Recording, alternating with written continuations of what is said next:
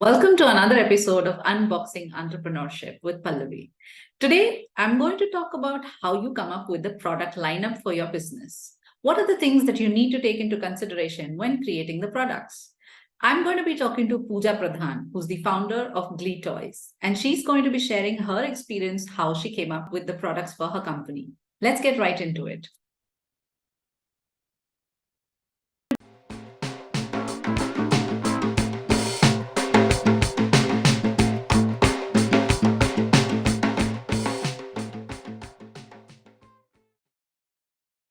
Hi, Puja. Welcome to Unboxing Entrepreneurship. Thank you, Pallavi. Pleasure to be here. Awesome. So I know you're a bit under the weather today, but let's hope that we get through this interview without you feeling too unwell. Sure. All right. Yes.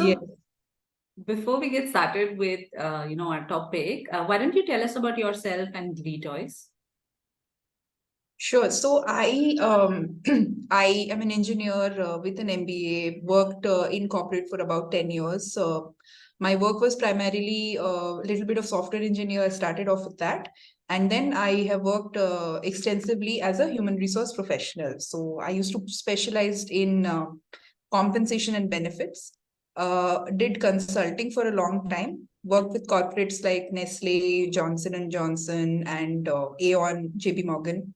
After that, in 2020, I was sort of exhausted. I just wanted to take a break because the work was quite demanding. And on the personal front, I also felt that, there was a plateau in terms of my learning and, growing at work.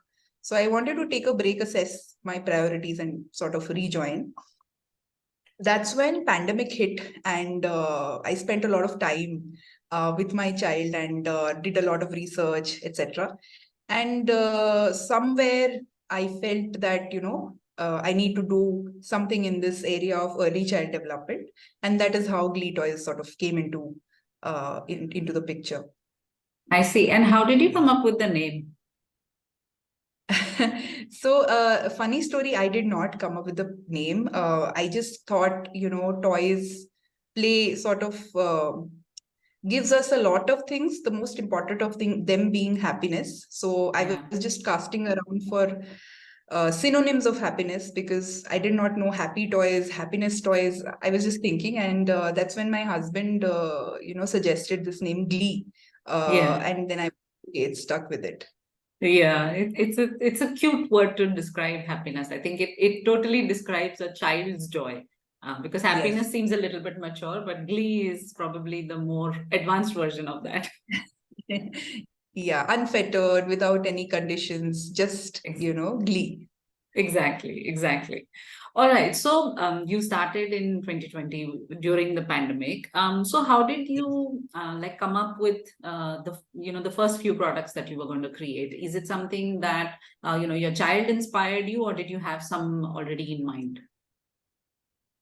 I'm an accidental entrepreneur. I didn't have a plan that, I have a B plan that, okay, I'll be hiring designers, vendors, nothing of that sort. It sort of happened, you know, half of the toys were inspired by what my child likes and half of what I could actually manage to make. See, what happened around that time, I was very risk averse to give you one phrase. I didn't, because it was my own money. It was a bootstrapped company, and I was very, very, I have to be very sure before I spend any money. So that is the reason I ruled out plastic toys, because they require a lot of upfront investment. Wooden toys seem to be a good area because I could experiment, because I knew around that time that me putting a toy in the market is my judgment about the aesthetics or about whatever it is, but it is not necessary that the customer would like it, right? So I wanted to experiment with real toys, and that is the reason I chose wooden toys, because they can be created at smaller scales, therefore reducing my risk. My first set of toys, actually, I remember I sat down and made a list of what are the age appropriate toys a child will require when it's an infant or a toddler or a preschooler. Like, for example, an infant will require a rattle, whereas a toddler will be interested in a push pull sort of a toy. So I made that list, cross-referenced it with what is easily available in India. So I did not want to get into that because competition. So Yes. that super set, then I reduced it to a set of toys which are not available easily in India. And then I Yeah. went to the vendor. Now what happened here is that it's more, see, the journey of Glee Toys is like me taking a few steps and something happening serendipitously. So Hmm. uh, I just happened to, on a whim, go to Chanapatna because that is famous for wooden toys. And Sure. I there came across a vendor who had their own designs. Like he Hmm. said, ma'am, I have this set of toys. Whatever you like, you can pick up. We can make some small modifications. So that's how we launched our first set of toys, basically co-designed with artisan out of Chanapatna. Yeah. The other set was very, very simple designs which I could actually make by myself. So, for Hmm. example, um, there the filtration I used was children everywhere are the same, they were like the same type of toys. So I just chose designs which are very simple to replicate, like for example, a seven colored stacker, which looks like a Hmm. rainbow, or Hmm. simple wooden balls in different bright color shapes. So these were for me because I have an engineering background. It was easy for me to just draw and get them made. Yeah. I Yeah. actually, first thing I did was I struck a very good rapport with my vendor, Hmm. and I identified a vendor who is open to a lot of new ideas, new designs. They themselves have that childlike wonder in them. So we actually co-designed most of our, first toys. That's how it came to be. Right. And how many products were that? The first set? So the first set was about 40-45 products across It's the quite a three lot. age groups. Yeah, they were quite a lot. Yeah. Considering you said you So were risk averse. no, so 40-45 products, but the funny thing is that very few of them have, are now anymore because a lot of them had to kill. Yeah. Yes. All right. So, Yeah. so actually that kind of segues very nicely into the next question. So you said that out of your 40-45 toys, you had to kill quite a few. So what changed Yes. between then and, what you're doing now? How do you approach your product design now? Yes, see, because the enthusiasm was very high when we started. So even though I was risk averse, there was a lot of sweat equity. Yeah. Taking photographs of the toys, making videos, approaching random strangers on the road with children. See, I'm a mother, so that that I could actually approach another mother that and say, "Ki, okay, you know what, I have a toy here. Just let's see how your child is, taking to the toy." So Yeah. all of that enthusiasm may I never realized that there were 45 toys or 50. I just Huh. went with it. But yeah, I mean, obviously, like I knew intuitively that something which I like, a customer may not like, or may not be able to purchase at that price point, which I'm able to create it at. So these were the two things, that because there is a subjectivity, it's a toy. Something which appeals to me may not appeal to a lot of people. Yeah. So that was the the phase of experimentation. I actually listed my products in every platform I could get into, just to see ki, okay, this is what is doing well and this is what is Hmm. not. Hmm. So whatever would do well, I would introduce a little more variants of it. uh, Hmm. what also helped at this point is that I had a lot of interaction going on with my clients and customers. So Hmm. I would ask them that if you're not buying it, what is it that you're looking for? Hmm. What change will make you happier with this product? Yeah. So it is easier when you have a physical product in front of you, rather than just talking about something which is there on paper. So that 45 products which I had, I have introduced another 40 products, killed a lot of products from that Hmm. basis only the feedback. Yeah. So with physical products, actually, I'll let you finish, then we can cut this bit off. Yes. Yeah. Okay. Yeah. So with the physical products, and you said you've listed them on many marketplaces, was it easy to get feedback on marketplaces, or did you have a different approach to get feedback from your customers? You are right. From marketplaces, it was not that easy because generally a lot of marketplaces don't share that information with us. What worked for me was social media. So I actually parallelly started my social media page on Instagram, and wherever and whenever I could, I would reach out to customers. Uh, for example, if there is some particular platform which has shared that information, I would reach out to them. And the Hmm. other thing which I did, this was more recent, 2022, I would say, is I started having pop-up exhibitions, like meeting, I would take up stalls in places where I knew there's a lot of footfall. Yeah. And there I would sort of, interact with my potential customers to get Hmm. that feedback. Hmm. But yeah, to your Hmm. point, it's not that easy to do with marketplaces.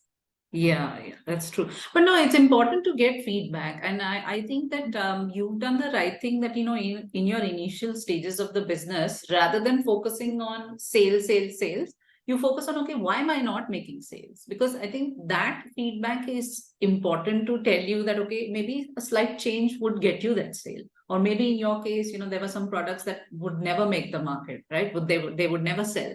So for you, it's important to focus on the things that are really working, and not the ones that are not giving any revenue. So I think as an entrepreneur, it is important to have that self-awareness and say, okay, these are the things that really Absolutely. require my focus, and this one doesn't, because my customer is not looking for what I'm selling in all cases.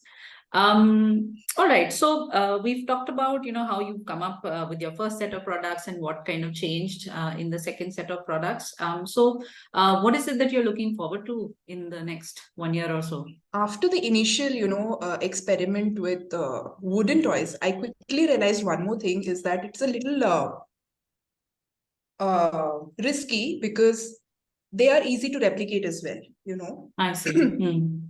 Yeah, so the same vendor with the same designs can actually give those Hmm. designs to other people as well. And uh, I wanted to be a little different from what is that available in the market.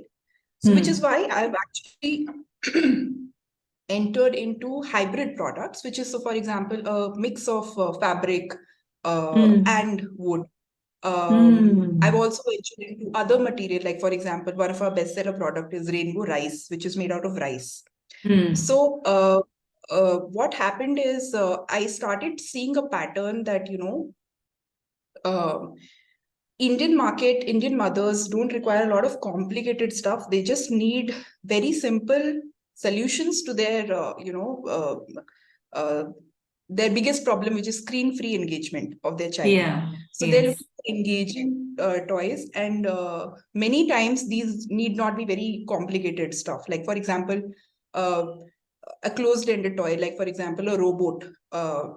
A child will quickly get tired of a robot because the max it can do is just talk and walk and Hmm. whatever.